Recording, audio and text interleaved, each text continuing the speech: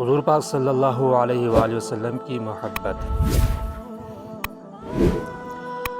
نبی کریم صلی اللہ علیہ وآلہ وسلم نے جب فرمایا حمیرہ میرے لیے بھی کچھ پانی بچا دینا، تو سیدہ عائشہ صدیقہ رضی اللہ تعالی عنہ نے جب پانی پیا اور کچھ پانی بچا دیا، نبی کریم صلی اللہ علیہ وآلہ وسلم ان کے پاس تشریف لے گئے اور انہوں نے پیالہ حاضر خدمت کر دیا۔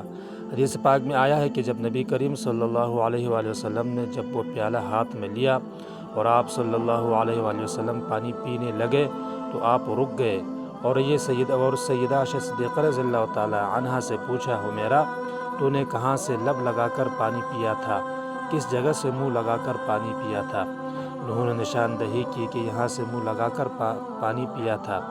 حدیث پاک میں آیا ہے کہ نبی کریم صلی اللہ علیہ وآلہ وسلم نے پیالے کے رخ کو پھیرا اور اپنے مبارک لب اسی جگہ پر لگا کر پانی نوش فرمایا۔